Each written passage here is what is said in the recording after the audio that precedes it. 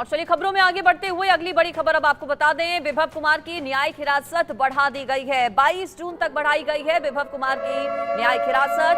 Swati Maliwal case में विभव कुमार की न्यायिक हिरासत बढ़ाई गई है। 30 हजारी कोर्ट ने 22 जून तक न्यायिक हिरासत बढ़ाई है। स्वाति मालीवाल के साथ मारपीट से जुड़ा यह पूरा मामला, विभव कुमार की गिरफ्तारी, अरविंद केजरीवाल के पीए विभव कुमार की गिरफ्तारी हुई थी और न्यायिक हिरासत एक बार फिर से विभव कुमार की बढ़ाई गई है। मुश्किलें विभव कुमार की फिलहाल कम होती नजर नहीं आ रही हैं। कई बार जमानत के लिए भी याचिका विभव कुमार की ओर से दाखिल की जा चुकी है, लेकिन कोई राहत विभव कुमार को नहीं मिली। न्यायिक हिरासत आज अब खत्म हो रही थी, कोर्ट में पेश किया गया। 30 हजारी कोर्ट ने 22 जून तक न्यायिक हिरासत को विभव कुमार की बढ़ा दिया है।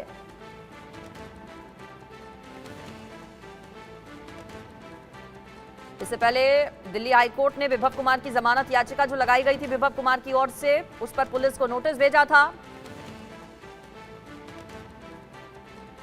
विभव अपनी याचिका में लगातार ये कह रहा है कि आपराधिक मशीनरी का दुरुपयोग हो रहा है, उसके साथ गलत हो रहा है, गलत तरीके से उसे फंसाया जा रहा है।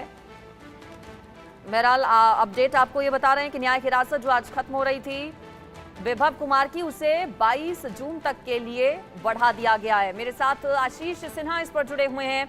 आशीष, मुश्किल तो फिलहाल कम होती विभव कुमार की नजर नहीं आ रही है, न्यायिक हिरासत बढ़ा दी गई है 22 तारीख तक के लिए, और क्या अपडेट?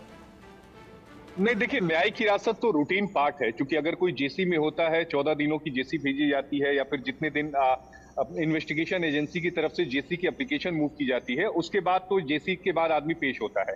लेकिन सवाल यह है कि क्या विभव कुमार जेल से बाहर आएंगे या नहीं, ये बहुत बड़ा सवाल है।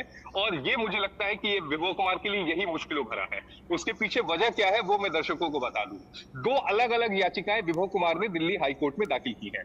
पहली याचिका में विभव कुमार ने अपनी गिरफ्तारी को चुनौती दी है और यह कहा है कि गिरफ्तारी पूरी तरह से अवैध है, जिस पर हाईकोर्ट ने एक विस्तृत सुनवाई की और उसके बाद हाईकोर्ट ने फैसला सुरक्षित रख लिया। दूसरी याचिका विभव कुमार की तरफ से जमानत अर्जी दाखिल की गई थी, क्योंकि 30 हजारी कोर्ट ने 2 बार विभव की जमानत अर्जी खारिज की थी। उस फैसले को उन्होंने दिल्ली हाईकोर्ट में चुनौती दी और हाईकोर्ट ने याचिका पर सुनवाई को तो तैयार हो गया, लेकिन 2 हफ्ते का समय दिल्ली पुलिस को शुक्रवार को दिया कि आप जवाब दाखिल करिए, हम 1 जुलाई को सुनवाई करेंगे। जिसका मतलब यह है अंजलि कि आने वाले 15 से 20 दिनों तक विभव कुमार को कहीं से भी राहत मिलती नहीं दिख रही है, क्योंकि 1 जुलाई को अगर सुनवाई भी होगी तो उसी दिन फैसला नहीं आएगा। जाहिर तौर पर इसमें आर्गुमेंट चलेंगे, फिर ऑर्डर रिजर्व होगा। तो विभव कुमार की जो मुश्किलें थे वो पूरी तरह से बढ़ चुकी हैं।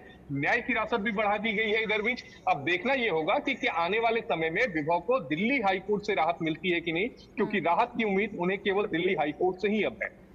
जो विभव कुमार की जमानत याचिका पर पुलिस को आशीष नोटिस भेजा गया है, उसके बारे में भी कुछ बताइए।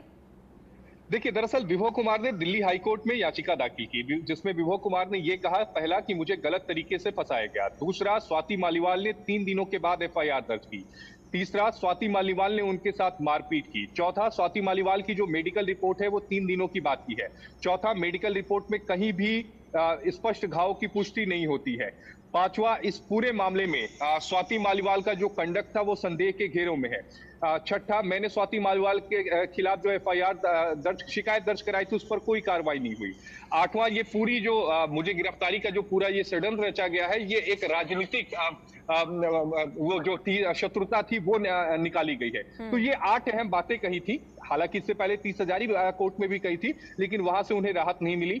हाईकोर्ट में उन्होंने कहा, हाईकोर्ट में अब देखना यह होगा कि दिल्ली पुलिस की तरफ से क्या जवाब दिया जाता है और उसके बाद अदालत का क्या रुख रहता है। ठीक, शुक्रिया आपका आशीष इस पूरी खबर पर जानकारी के लिए।